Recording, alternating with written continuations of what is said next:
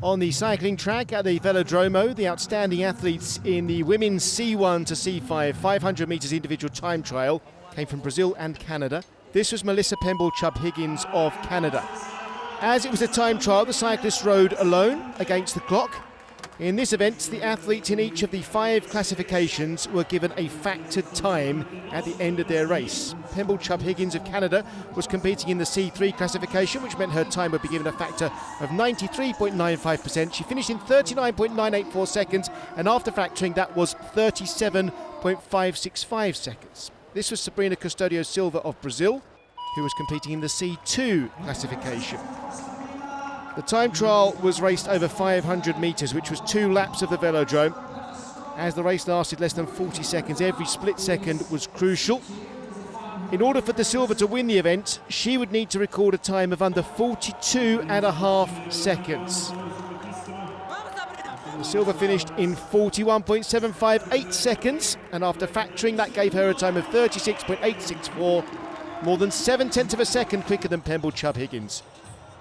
New games record times had been set in 3 of the 5 classifications. It was gold for Custodia de Silva, silver for Pemble-Chubb-Higgins, and bronze for Paula Ossovelosa of Colombia. In the men's C1 to C5 1,000 metres individual time trial, this was Carlos Vargas of Colombia. Vargas was competing in the C5 classification, which meant his time wouldn't be adjusted. The factor for C5 athletes was 100%. For the men's event, the race took 4 laps of the velodrome, but there was a longer section at full acceleration than in the women's event. So these time trials lasted just over a minute. In order to challenge for a medal, Vargas would need to register a time under 1 minute and 7 seconds. And he was on course for that as he came around the final bend.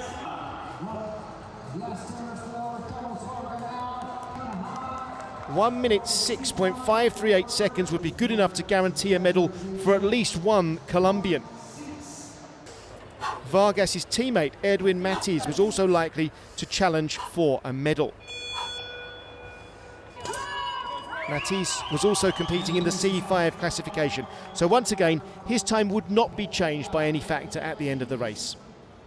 The Parapan American Games record for this event was 1 minute 6.434 seconds. Matiz was quick to get up to full speed. He was on course to set a new games record as he went into the final lap, the bell signalling he had 1 circuit left. It was a race between Matiz and the clock to try to beat the winning time that was set in Lima in 2019. Matiz would have to give everything to beat the time of 1 minute and 6 seconds, and he took more than 2 seconds off the games record. He finished in a time of 1 minute 4.388 seconds, a games record and a gold medal winning performance. It was gold for Matiz, silver for Vargas, and bronze for Alexandra Hayward of Canada. The final of the women's B 3,000 metres individual pursuit was between cyclists from Argentina and the United States. The athletes were visually impaired. They raced with a guide rider. Maria Jose Quiroga was racing for Argentina, with Michaela Barroso competing as the guide rider. Hannah Chadwick Diaz was racing for the United States, with Skylar Espinoza racing as the guide. This was a race over 3,000 metres, so 12 laps of the track, and after 500 metres, Quiroga Barroso had a comfortable lead. After 1,125 metres, that lead was down to just over 1/10 of a second. Quiroga and Barroso were having to dig deep. Now Chadwick and Espinoza were in the lead. And with 500 metres left, that lead was still growing. There was a possibility the United States riders could overtake the Argentinians, which would bring the race to an early end. The bell rang with 1 lap to go. The Argentinians still had half a lap left. But Chadwick and Espinoza reached 3,000 metres, bringing the race to an end. Quiroga and Espinoza continued to complete the distance. They finished more than 6 seconds behind the team from the United States. So it was gold for Chadwick and Espinoza, silver for Quiroga and Barroso, and the bronze medal match was won by Bianca Convas and the guide rider Nicole Borges of Brazil.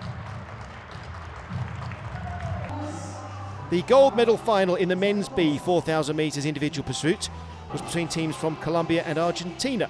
Maximiliano Gomez was competing alongside guide rider Sebastian Tolosa for Argentina. For Colombia, Nelson Serna Moreno was riding with guide rider Marvin Angarita. This race was going to last 16 laps. The visually impaired rider was positioned on the back of the bike. After half a lap, Serna and Angarita were leading by 0.3 of a second. Serna and Angarita were looking strong, but after the first full lap, that lead had been cut slightly. Gomez and Tolosa were finding their rhythm. After 625 metres, there was only a few hundredths of a second between the teams, and after 750 metres, the lead would change hands. Now Gomez and Tolosa had a slight lead. The lead changed hands again after 1,125 metres. Now Serna and Angarita were out in front. Serna was the defending champion, having won this event in Lima in 2019. There was still a long way to go, but after 2,000 metres, Serna and Angarita made a decisive move, extending their lead. The Colombians were being given strong support in the velodrome.